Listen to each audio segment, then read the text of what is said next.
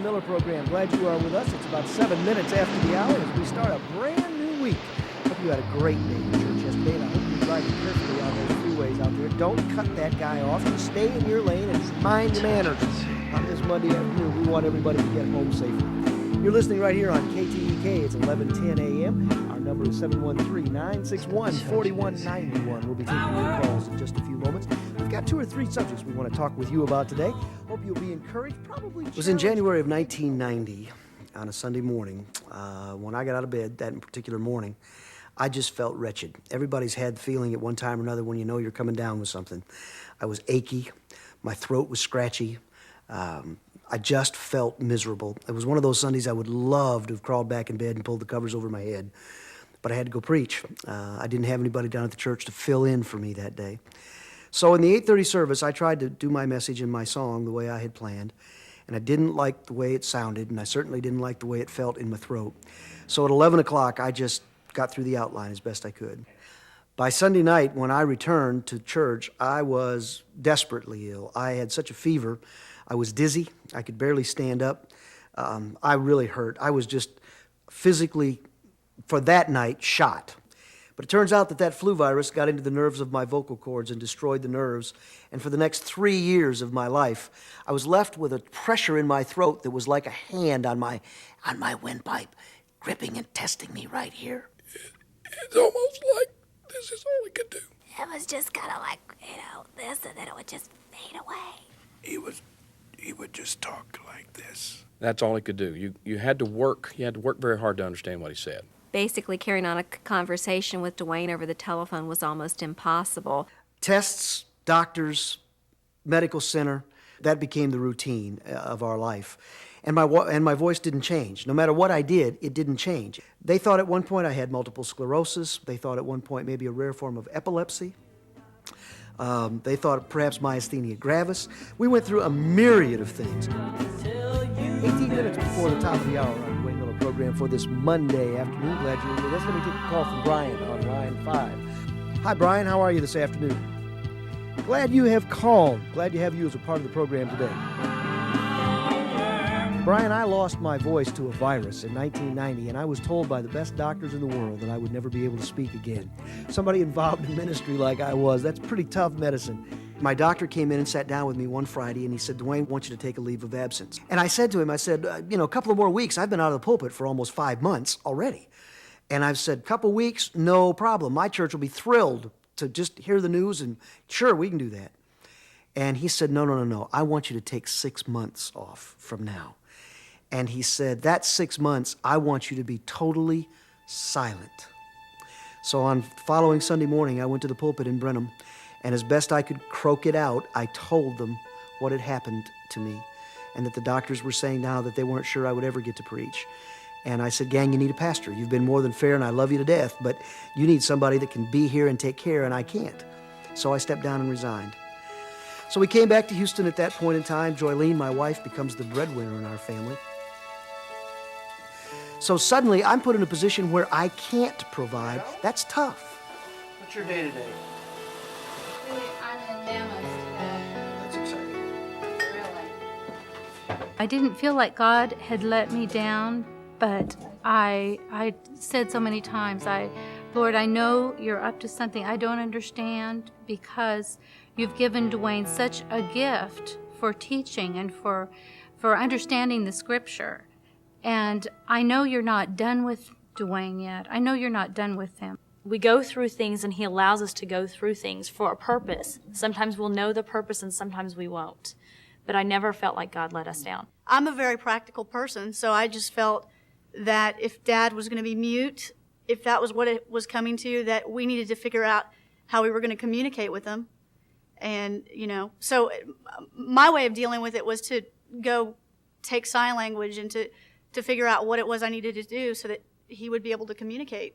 I remember the girls both at different times on the phone, they would make sure their dad wasn't on there. And then they'd say, Mom, is Dad going to die? Is he going to make it?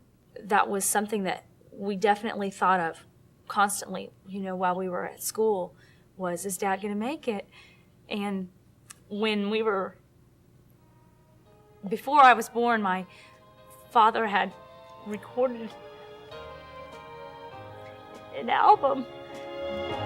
How sweet to hold our newborn baby and feel the pride and the joy. For 3 years, I played that album just so that I could hear my dad's voice.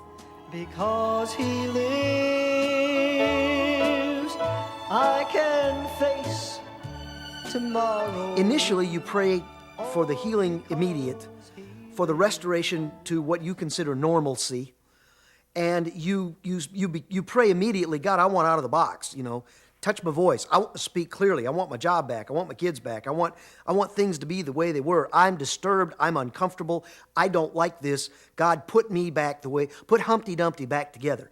That's your first prayer. And anybody who would say to you that that's not their first prayer, I question their veracity. Duane came over to the house. He was unannounced. He walked in, and we talked for a while. I could now see the gravity of the situation that he was in, what the doctors had said, and they had said at that point that he was not ever going to have his voice back again. And there was some tears. I guess it's hard to talk even now. But as he was getting ready to leave and my wife showed up, that's when we got together and I literally placed my hand on his neck, right here, and everybody else did, and we prayed that God would just lead us in the direction that He wanted us to go, whether it was not ever getting the voice back and coping with it, or certainly we prayed that He would give Duane his voice back, but to give us the strength and the guidance to deal with that situation right now. And that's what we prayed about. But over time, you begin to pray, God, obviously you have another purpose in all of this. Let me just see it. Let me be aware of what you're doing here. I'm not asking you to restore my voice, but I am asking you to please let me see what you're doing. Please let me see how I can be used. God, if this is what it's to be for me, then show me how it fits. I need some peace in this matter. It's the touch of it. I want you to be encouraged today, Brian, because I'll tell you something. When I was going through this, it was the prayers of my family, the prayers of my friends, those that knew me and loved me and supported me that kept me going. There were an awful lot of folks that literally called my name to God on a daily basis. The one good thing that happened for me is a Sunday school class that I had taught years before at First Baptist Church invited me back to speak and to teach a class. As I was teaching the class on a Sunday morning in January of 1993, God gave me back the voice that had been damaged in 1990. I was teaching a lesson that came from Psalm 103. David says, "Bless the Lord, O my soul, and forget not all His benefits. He forgives all my sin, He heals all of my disease, and He redeems my life from the pit." And that's exactly what He did. When I showed up that Sunday morning to teach, my voice was not in good shape. Doctors had told me within another year I would lose it altogether, and it was beginning to get very painful for me to do what I did. We experimented with some microphones. I found a headset that I could wear. And when I would put that headset on and I would put the windscreen right on my lips and I would scream at it, top of my lungs, I could be heard most of the time. That's how I taught Sunday school. Isn't the Lord good? It's a gorgeous day. I think everybody feels good just because the sun's out. That Sunday school class had been taping lessons for over 25 years, so the fact that it happened to get caught on tape was no big deal. So when the psalmist writes, and He heals all of my diseases, let me say to you that I believe God still heals. That hasn't ended. I stood and told the class that morning, I still believe God heals. But the thought that kept going through my mind was, but why not me? The psalmist says, I'm excited. Bless the Lord, O my soul. One of His benefits is He heals all of my diseases. And then in verse 4 he says, and He redeems my life from the pit. It was on that word, pit, as I began to elaborate, that God intervened in that room, and my whole life changed. When He touched me, it was as if someone had simply removed the hand from my throat. and he redeems my life from the pit. Now, I like that verse just a whole lot. I have had, and you have had in times past, pit experiences. We've all had times when our life seemed to be in a pit, in a grave. And we didn't have an answer. That's what I'm thinking. Is that what I think it is? When you looked at me, just prior to that, just instant before that, I heard your voice, and I punched Cindy in the ribs, and I said, "Listen to his voice."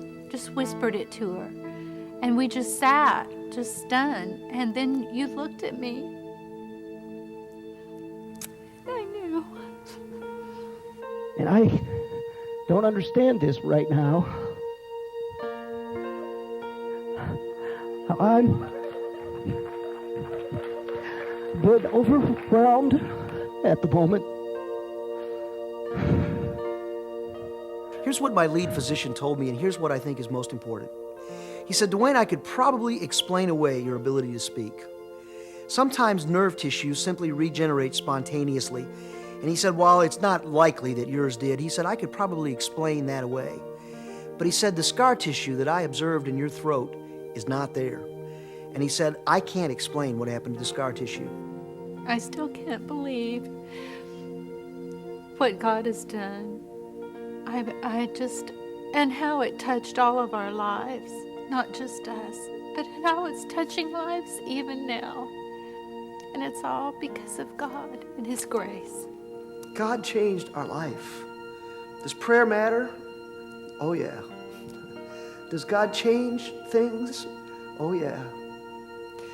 But He changes people, not just physically. He changed us emotionally and spiritually. I don't think there was anybody in this room, not just me, I don't think there was anybody in this room that will ever be the same again because of what God did that morning.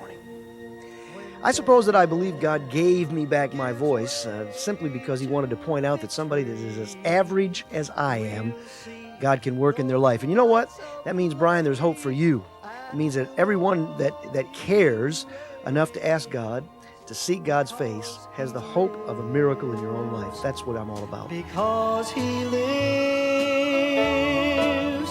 I can face tomorrow. Hey gang, thanks for joining us on the drive home today. Thanks for driving safely. Don't forget to keep praying, keep looking up, keep believing God. He answers prayer. We'll see you same time tomorrow on the Duane Miller Show. Till then, I love you, Mom. Good night, Houston. He